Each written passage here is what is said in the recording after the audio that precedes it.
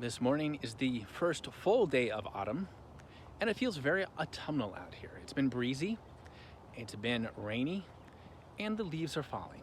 It's just very nice. I love autumn. Today, I have been thinking a lot about the importance of asking for what you want. It's something that I really struggle with. I don't like to ask people for things, and for a couple of reasons. First, I don't want to be an imposition on anyone. And second, I don't like rejection.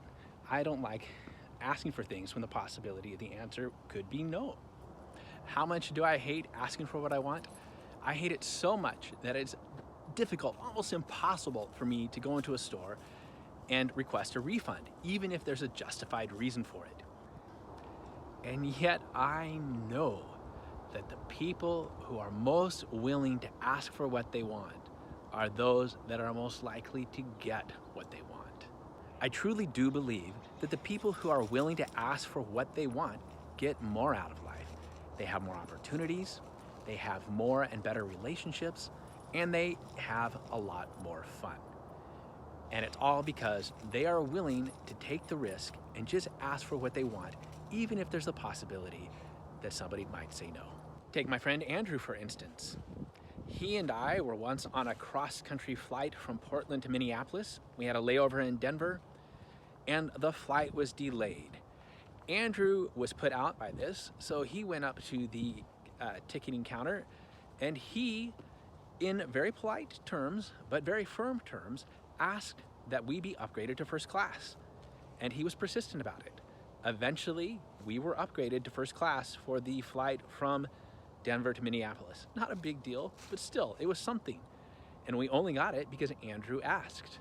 My friend Reese used to work in hotel management, and he told me about this little trick. He said, JD, anytime you go to check in, ask, are there any upgrades available? As you're checking into the hotel, say, are there any upgrades available?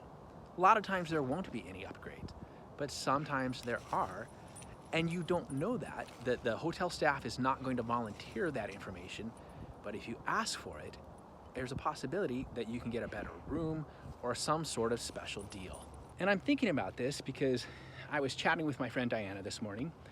Diana runs a conference, a money conference called the Economy Conference. And she put on the first edition of that in March of this year. And she's begun planning for the second edition, which will be in August of 2021. And I'm just kind of helping her out in a loosey-goosey way, helping her talk about, who might make good speakers, who could be a good fit for sponsorship. And so I'm going to ask some people if they would like to speak at the conference, and I'm going to contact some companies to see if they would like to sponsor the event. And even though these are pretty innocuous asks, they're very common things to ask people to do, it still makes me nervous and it still makes me uncomfortable to ask for these kinds of favors, even though they're not really favors, right? They're just business transactions. Even in our conversation this morning about planning for the Economy Conference, Diana made the point that for the first installment, she asked 150 different people, including me, to speak at the event, and she only got 9 positive responses.